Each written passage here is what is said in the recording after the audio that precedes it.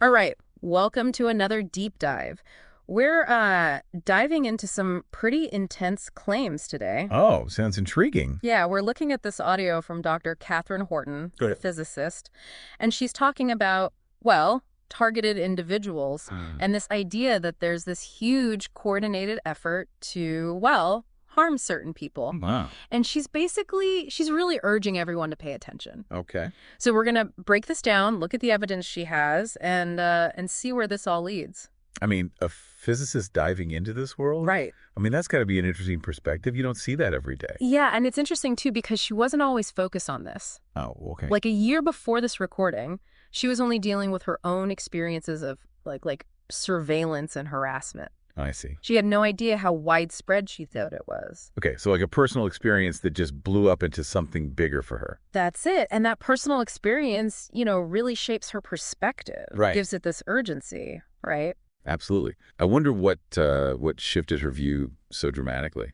Well, she starts by arguing that intelligence agencies have gotten way bigger, especially after 9/11. Okay. She uses MI5 as an example, saying their personnel tripled and their budget doubled just after 2003. Wow. And she connects that directly to the war on terror, Oh. which she believes was actually built on staged events like 9/11. That's a bold claim. Mm-hmm. I mean, such rapid expansion for any organization can be tough. But for an intelligence agency, it could impact their focus, internal culture, Right. potentially even lead to overreach. And speaking of overreach, Horton doesn't stop there. She claims there's this business plan involving intelligence agencies, the arms industry, and pharmaceutical companies. A business plan. That sounds ominous, what she's saying, like a collaboration. She's saying this plan involves testing weapons and pharmaceuticals on people who have no idea. Oh, wow. That's a heavy accusation. Yeah. I mean, we do have those awful historical precedents for unethical medical and weapons testing. Right. The Tuskegee syphilis study, for one, Exactly. where treatment was withheld from those African-American men for decades. Horton thinks something similar is happening now, Okay. but on a much bigger scale. She calls it the targeted individuals phenomenon.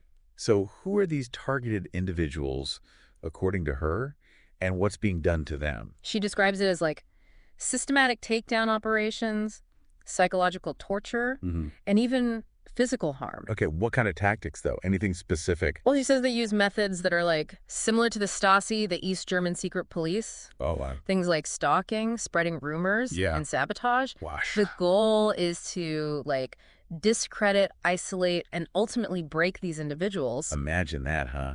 Constant surveillance, attacks on your reputation, your life just falling apart. Right. I mean, talk about paranoia and a total breakdown of trust. She describes it as a living hell. Are there others echoing these claims, though? Is there any sign that this is a shared experience?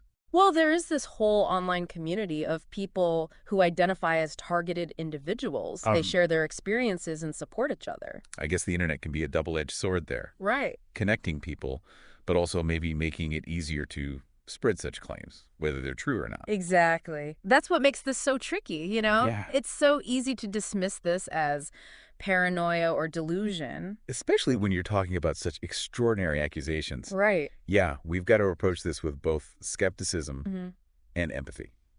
Skepticism to make sure we're really thinking critically about the evidence. Yeah. And empathy, because even if it's unfounded, the fear and distress these people feel is very real. Exactly.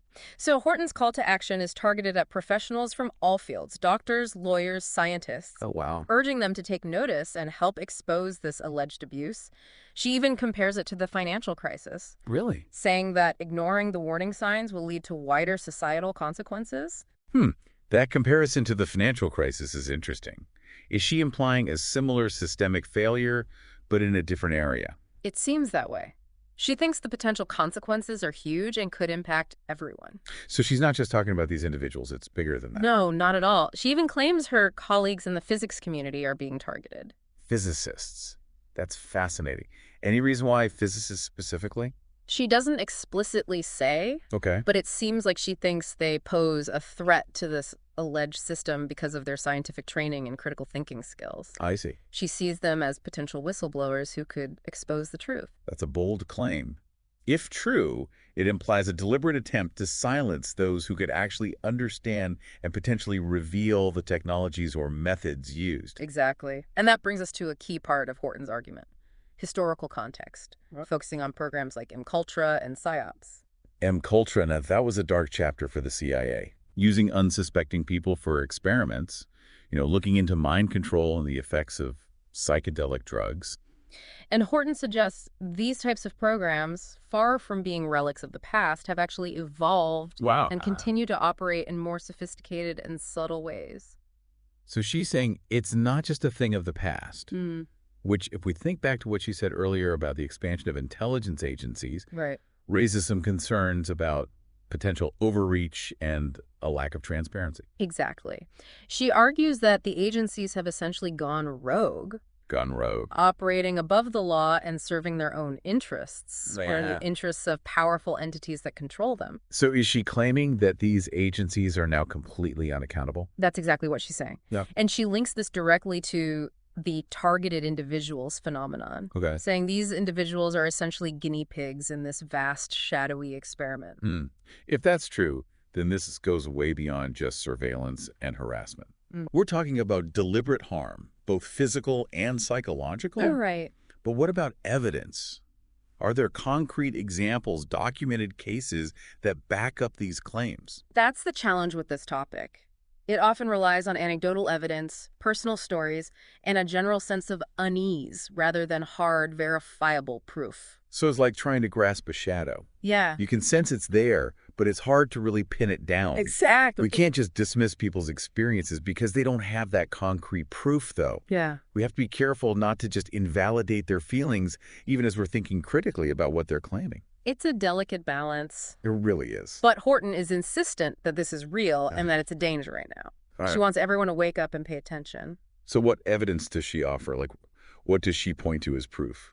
Well, she cites the Snowden leaks. Right. Which exposed extensive government data collection on citizens. Yeah. And she argues that it goes way beyond what's actually necessary for security.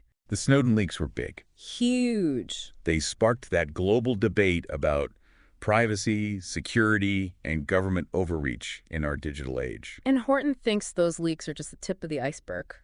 So she's saying there's a deeper layer of surveillance, one that goes beyond what Snowden revealed. Exactly. And she believes targeted individuals are the ultimate proof. She calls them canaries in the coal mine. Wow. Warning of a threat to our freedom and autonomy. It's a powerful image. Right. But we do need more than just an analogy to understand what she's claiming is happening. Well, when she describes the methods allegedly used against these individuals, it gets even more disturbing. Like what? Can you give some specifics? She describes everything from constant stalking and harassment to more technologically advanced tactics like directed energy weapons and electromagnetic frequency manipulation. Directed energy weapons and electromagnetic frequency manipulation. Yeah. Those sound like something out of science fiction. I know, right? But, I mean, those are areas with actual research and development, both for military and civilian purposes. Right. It's fascinating and unsettling, to think how these technologies could be used. The potential for abuse is definitely there. And Horton thinks that abuse is happening right now. She points to the symptoms and experiences reported by targeted individuals as proof. Okay, what kind of symptoms are we talking about here? Headaches, nausea, insomnia. Oh, wow. Anxiety, paranoia. Yeah. Even auditory hallucinations. She argues that these aren't just because of stress or mental illness, but are direct results of these technologies being used against them. If that's true, that suggests a form of technological torture, which is just terrifying. Exactly. And Horton believes it's all part of a larger agenda to control and manipulate the population, to silence dissent, and to maintain power in the hands of a few. Now, we do have to be careful here. We're getting into conspiracy theory territory, which often relies on speculation and mistrust of official narratives. We have to be discerning. Absolutely. Horton insists this isn't just a conspiracy theory, but that she's connecting the dots to reveal a truth most people are afraid to face. It is compelling. Right. But we still need to examine the evidence, consider all possible explanations before jumping to conclusions. That's what we're trying to do here. Right. We're not endorsing or debunking her claims, right, but exploring them, understanding the context, and encouraging critical thinking. That's key. Yeah. This is a fascinating and important deep dive. It is. And it gets even more intense when we get into the psychological aspects of it all. Right. Horton argues that the tactics used against targeted individuals are designed to break them down psychologically. Well, they induce paranoia, self-doubt, and this sense of helplessness. That actually aligns with some of the tactics intelligence agencies have used in the past, especially during the Cold War. They use things like gaslighting, spreading false information, and isolating people to neutralize those they saw as threats. And Horton thinks they're using these tactics even more effectively now with technology and our reliance on the internet and social media. The internet has definitely created new avenues for manipulation and control. She describes it as a digital panopticon, where we're constantly under surveillance and our every move is analyzed. That's a bit unsettling, isn't it? That constant observation. And she argues it's being used for more than just surveillance. For active manipulation. Active manipulation. What does she mean by that? Can you elaborate? She claims they're using social media and online platforms to spread disinformation, to create discord and manipulate public opinion. Have there been any documented instances of this kind of manipulation? There have been a few high-profile cases in recent years, like the Cambridge Analytica scandal. Right, where social media was used to influence elections. I mean, that was a pretty significant event. It showed how data and social media could be weaponized for political purposes. Is she connecting those events to what she believes is happening to targeted individuals? Yes. Horton believes those cases are just the beginning. And that this manipulation is actually far more widespread and subtle than most people realize. That is concerning. The internet has given us incredible access to information, but also created these new vulnerabilities. We're more susceptible to manipulation if we can't tell the difference between what's reliable and what's not. And Horton thinks those in power are exploiting those vulnerabilities. Which goes back to her point about the erosion of trust in institutions. Right. If we can't trust the information we're getting, how can we make informed decisions? Exactly. It's a fundamental problem for democracy in the digital age. It really is. This deep dive is touching upon some crucial aspects of our world today. Not just the claims of targeting, but those broader anxieties about technology, power, and control. So where do we go from here? Well, Horton thinks the targeted individuals phenomenon is a symptom of this bigger crisis of trust. She's saying these individuals are targeted because they're a threat to the established order. They question the narrative and refuse to conform. That's interesting. So she's framing them as dissenters, almost like modern-day thought criminals. But does she give specific examples of how these individuals are threats? Not really. She's pretty vague, suggesting they're a challenge to those in power just by thinking differently. Or asking uncomfortable questions. I see. She seems to believe that anyone who doesn't fit the mold, anyone who doesn't buy into the official story, is a potential target. That's a pretty broad definition. It raises concerns about freedom of thought and expression. I mean, if thinking differently makes you a target, that's dangerous territory. And that's what makes this whole topic so captivating, but also so concerning. I agree. It makes us face some uncomfortable truths about power. Right. The potential for abuse. And how fragile our freedoms actually are in the face of all this technology. It's a good reminder that we can't take our freedoms for granted. We have to stay vigilant and hold those in power accountable. Well said. And Horton goes on to argue that the targeting of individuals isn't random. There's a bigger agenda at play. What kind of agenda? She calls it a transhumanist agenda, driven by a desire to merge humanity with technology, to create, like, a new breed of humans, smarter, more efficient, and more controllable. Transhumanism is a complex idea, you know? It looks at how technology could enhance us, how it could help us go beyond our limitations. Right. So what's she saying? But Horton thinks it's being hijacked by those in power to create a dystopian future where we're basically enslaved by technology and controlled by a select few. It's a classic sci-fi theme, isn't it? Technology's potential for both good and bad. And she thinks we're downplaying those risks, sleepwalking into a nightmare. So is she saying transhumanism itself is dangerous? Or is it more about it being corrupted by people with bad intentions? I think she's suggesting both. She thinks that while transhumanism might have some good aspects, it's being twisted and used for bad purposes. She fears that all this technological advancement is coming at the expense of our humanity. It's a warning that resonates with a lot of people, you know? Yeah. All this anxiety about how fast technology is changing and what it could mean for us, for our very nature as humans. Horton thinks the targeted individuals phenomenon is a warning sign of Okay. a future where our thoughts, emotions, even our identities are all subject to technological manipulation.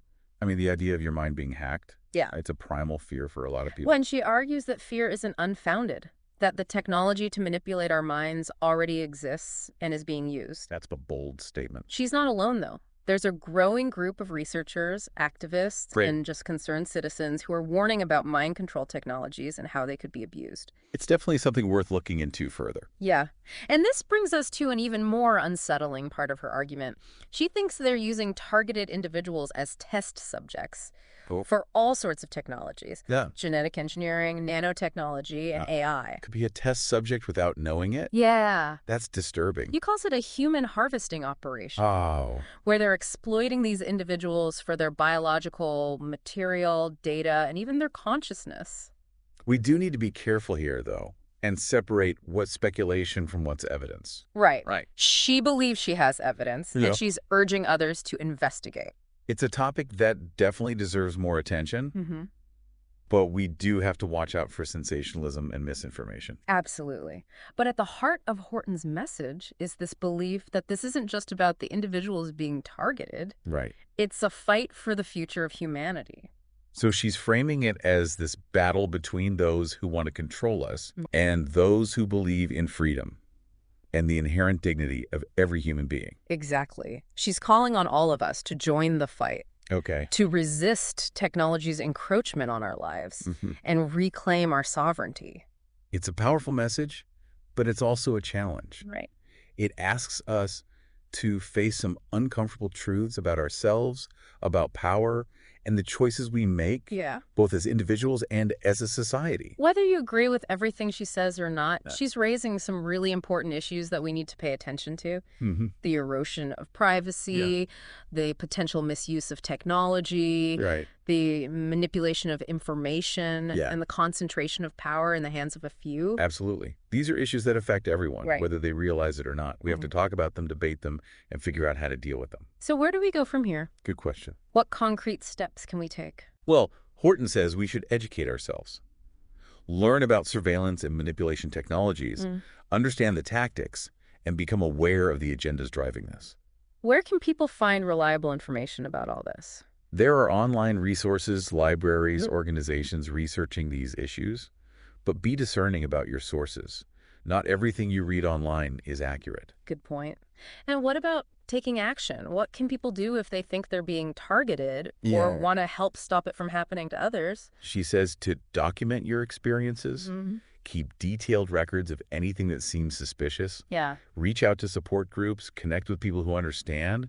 That can be really valuable. It can feel so isolating and disorienting, what she's describing. Absolutely. Having that sense of community can be a powerful thing. She also recommends talking to professionals if you think you're being targeted.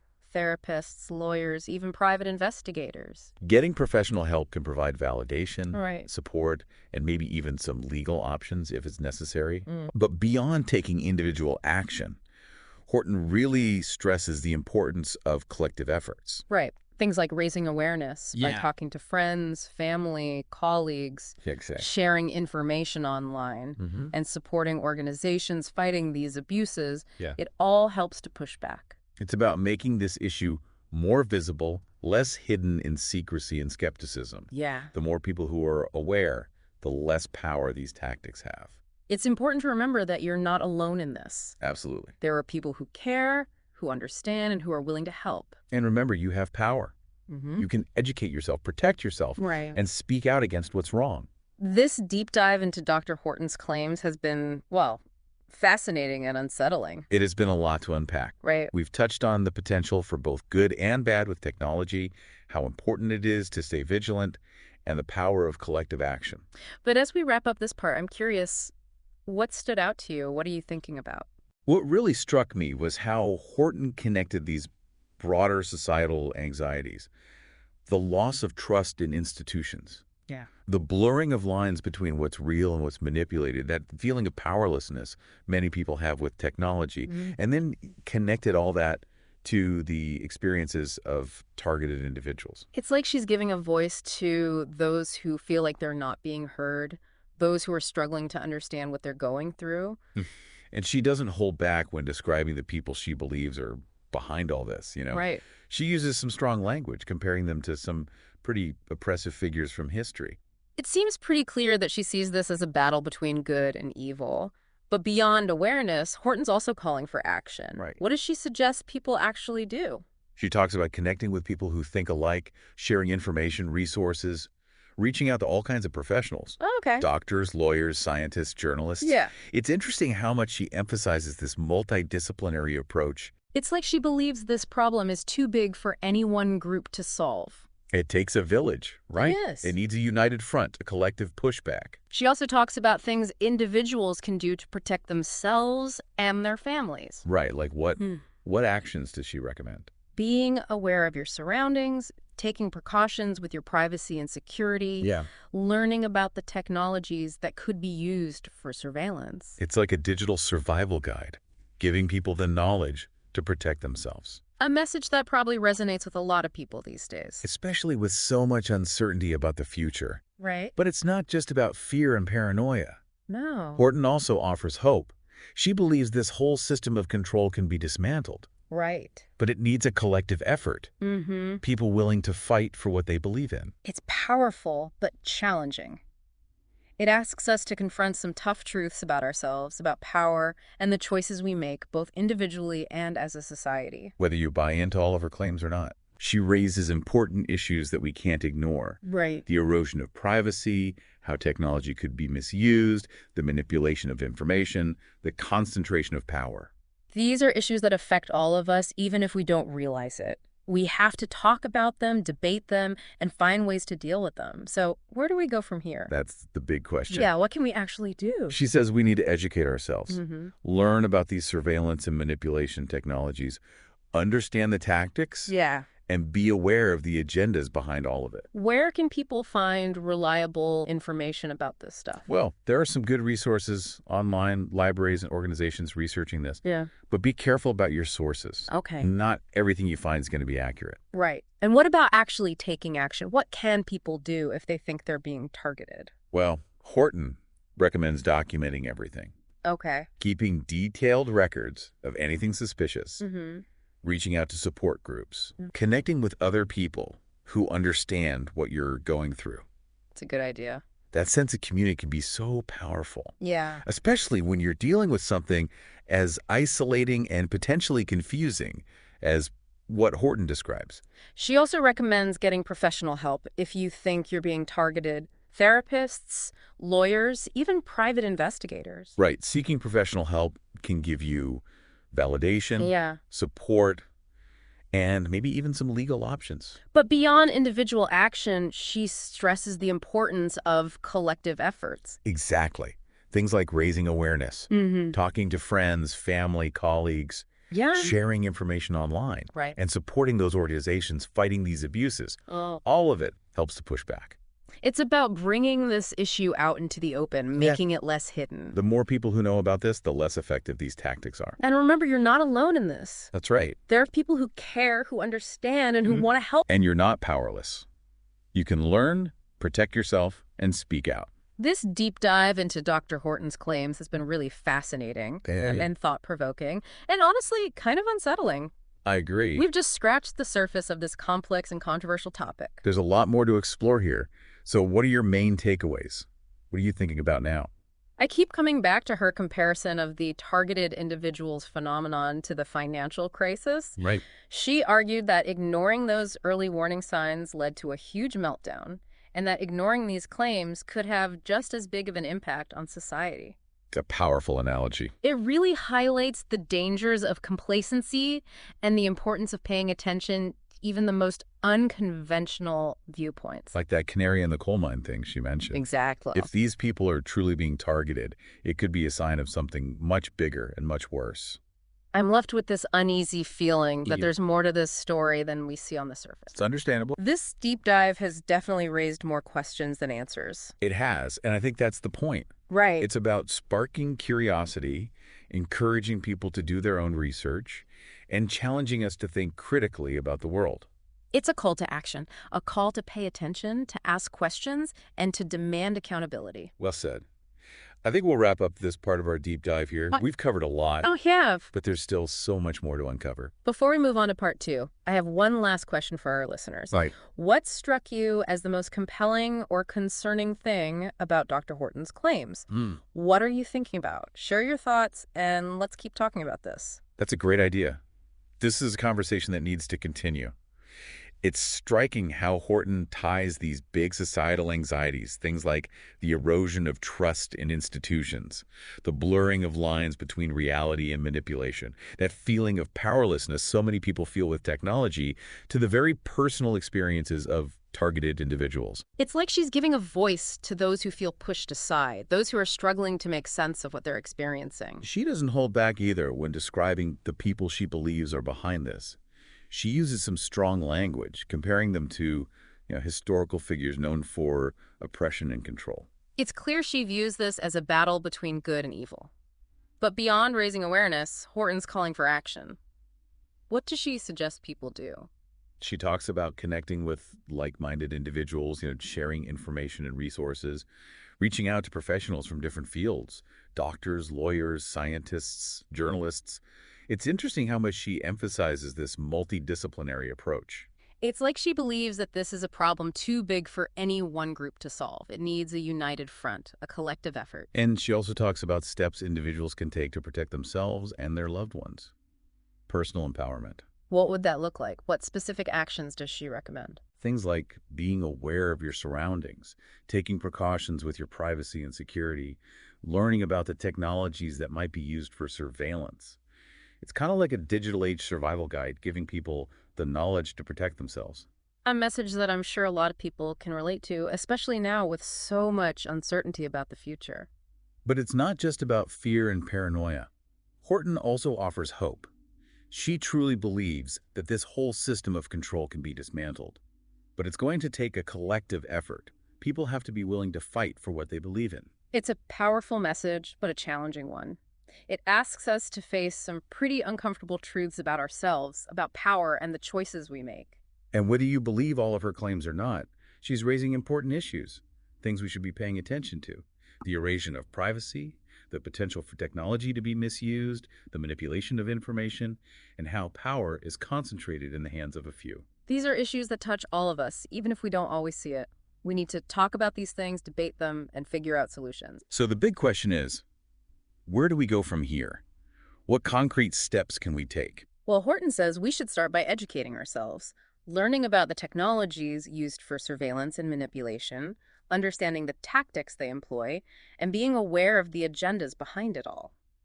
And where can people find trustworthy information on this? There are a lot of resources available online at libraries, through organizations doing research on these issues. But it's crucial to be discerning about the information you're consuming. Not everything you come across will be accurate. Okay, and what about actually doing something? What can people do if they suspect they're being targeted or if they want to help prevent it from happening to others? Horton recommends documenting everything, keeping detailed records of any suspicious activity, reaching out to support groups, connecting with others who understand. Right, that sense of community can be so powerful, especially when dealing with something as isolating and potentially confusing as what Horton describes. She also suggests consulting with professionals, therapists, lawyers, even private investigators if you believe you're being targeted. Reaching out to professionals can offer validation, support, and potentially legal options if needed. But beyond individual action, she emphasizes the importance of collective efforts.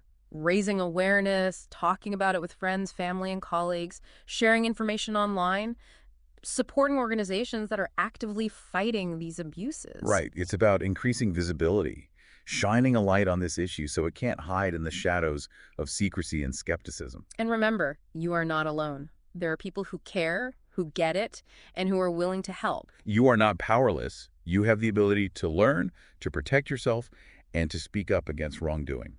This deep dive into Dr. Horton's claims has been incredibly fascinating, thought-provoking, and, to be honest, a bit unsettling. We've only just started to explore this complex and controversial topic, though. Absolutely. There's much more to uncover. Yeah. So what are your main takeaways from all this? What are you pondering now? I keep coming back to her comparison of the targeted individuals phenomenon to the financial crisis. She argued that ignoring the warning signs back then led to a massive collapse, and that not paying attention to these claims now could have similar, far-reaching consequences for society. It is a very powerful comparison. It highlights how dangerous complacency can be and how important it is to pay attention to even the most unconventional perspectives. Kind of like her analogy of the canary in the coal mine. Exactly. If these individuals really are being targeted, it could be a signal that something much bigger and much darker is happening. It leaves me with this uneasy feeling that there's more to this story than we can see at first glance. That's understandable. Yeah. This deep dive has definitely left us with more questions than answers. It certainly has, and I think that's the point. To pique our curiosity, to encourage us to dig deeper, to challenge us to think critically about what's happening around us. It's a call to action. A call to pay attention, to ask questions, and to demand accountability.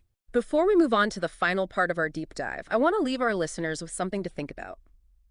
As we navigate this increasingly complex technological landscape, it's more important than ever to stay vigilant, to stay informed, and to stay engaged. We can't just sit back and hope that someone else will take care of all this. It's up to each of us to be informed, to be engaged, and to take action. To reclaim our agency, in a world that often feels like it's spinning out of control. And Horton stresses that it's not just about what individuals do, but about collective action. We need to work together, build those networks of support, and share what we know. She even draws a parallel to the open source movement, where collaboration and the free exchange of knowledge challenge the traditional power structures. It's like she envisions this digital resistance movement, this network fighting for truth and transparency, holding those in power accountable. And you can really see her scientific background in her approach. She puts so much emphasis on evidence, on critical thinking, on rigorous analysis. It's not just about anecdotes or emotions. She's trying to build a solid case, based on facts and logic. It definitely makes her argument more persuasive. She's not just saying, believe me, she's presenting information and inviting us to think about it critically. It's empowering. It reminds us that we don't have to be passive in this technological revolution. We can be active participants, shaping the future. But let's be real. Challenging those institutions and systems is never going to be easy. There will be pushback, attempts to discredit anyone who speaks out. Horton acknowledges that. She talks about the risks, potential retaliation, and the need for courage and resilience. But she believes that the stakes are just too high to stay silent. If we allow these abuses to continue, we risk losing something much bigger than just our privacy or our autonomy. We risk losing our humanity. Exactly, and that's what makes this conversation so vital. It's not just about technology, it's about what it means to be human in a world where those lines between natural and artificial are becoming more and more blurred. It's a conversation we need to be having everywhere, at home, at work, in our communities. Talk to your friends, your family, your colleagues, your elected officials. Raise awareness, ask questions, demand answers. And support those who are on the front lines, those individuals who are brave enough to speak out, those organizations that are working to expose these abuses, those researchers who are trying to make sense of the science behind it all. It truly is a collective effort. We're all in this together. Dr. Horton's claims may be controversial, but they force us to grapple with some fundamental questions about the kind of future we are creating. Are we headed towards a world where technology serves us, or one where it controls us? And they remind us that the future is not predetermined. We have the power to shape it. We have the power to create a future where technology is a tool for good, a tool that serves humanity, not the other way around. And that's a future worth fighting for. Absolutely. This has been an incredible deep dive. If this episode has sparked your curiosity, I encourage you to do your own research, keep asking questions, and as always, thanks for joining us on The Deep Dive.